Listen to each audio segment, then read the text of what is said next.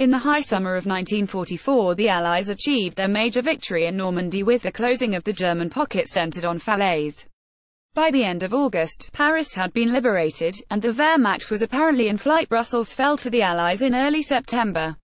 For many, the end of the war in Europe was in sight, perhaps by Christmas that year.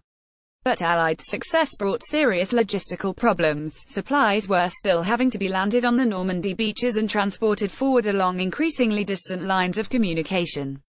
This difficulty also exacerbated the clash of personalities between Allied senior commanders. General George Patton, with his great offensive spirit, wanted priority given to the 3rd U.S. Army in order to attack Germany through Metz and the Saar. Britain's General Bernard Montgomery, shortly to be Field Marshal, on the other hand, believed that he could defeat Germany by a single thrust from Belgium and Holland into the Ruhr, Germany's industrial heartland, thereby forcing the enemy to capitulate. The Supreme Commander, General Dwight Eisenhower, no doubt conscious of the need to maintain Allied harmony, decided not to favor either general but instead adopt a strategy of a broad advance on both the northern and eastern axes, to the frustration of both his subordinates. It was at this point that Monty declined to give priority to the opening of the approaches to Antwerp harbour, which would have greatly eased the logistic problem, and devised the strategically ambitious plan to conduct an airborne operation to open the route to the Ruhr and beyond. A successful crossing of the Rhine at Arnhem by Monty's forces required a ground link-up of some 60 miles along a single road bordered by reclaimed marshland, which included the capture of some 6 more bridges. The strategy was clear: a rapid entry into Germany, followed by complete Allied victory in Europe.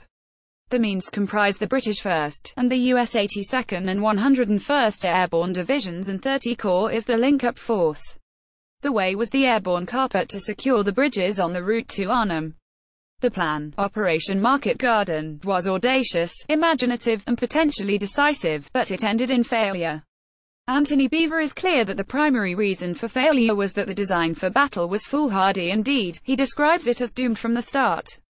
If that verdict is true, then Montgomery and General Boy Browning, the British commander of the Allied airborne force, bear a heavy burden. I must declare my viewpoint. I write as a military man who spent most of the first part of his service as an airborne officer. As such, I am immensely proud of the extraordinary fighting spirit which epitomized the LST Airborne Division at Arnhem. Latterly, as a general, I have thought deeply about the verdict, doomed from the start. The prize was beyond price. What if the Allies had reached Berlin before the Red Army? The question is whether the concomitant risk was too great. Beevor counsels against what-ifs, but in my view the operation very nearly succeeded, and therefore it is worth examining those what-ifs. First, the overall priority given to Market Garden in the campaign plan. Much was being risked in this attempt to shorten the war, but I get the impression that at the highest levels it was regarded as a tactical operation rather than a strategic attempt to accelerate German surrender. Second, the importance of surprise. Operationally, surprise was complete. The German forces in Holland had no idea of Market Garden. But that operational level of surprise was at least partly squandered at the tactical level by the choice of landing zones where both at Arnhem and Nijmegen the Allies were landed too far from their overriding objectives, the bridges. It seems that the extraordinary success of the coups de main in the Normandy invasion had already been forgotten. Interestingly, Monty writes in his memoir that I take the blame for this mistake. Third, the airlift plan failed to provide the maximum impact by not achieving 2 lifts on the first day. This dissipated the concentration of force, one of the fundamental principles of war.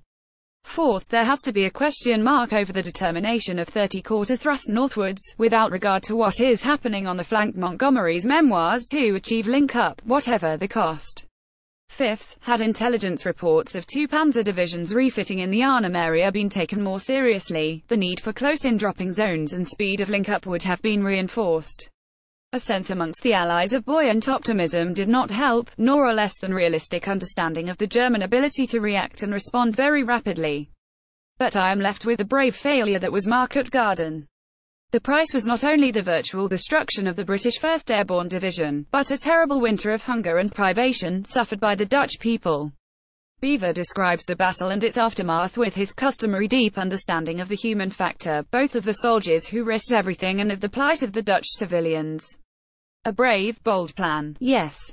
Too brave and too bold, perhaps. Doomed, I am less certain. But go now to Arnhem, where there is a truly remarkable bond between the few surviving veterans of the battle and their successors, and the people of the town.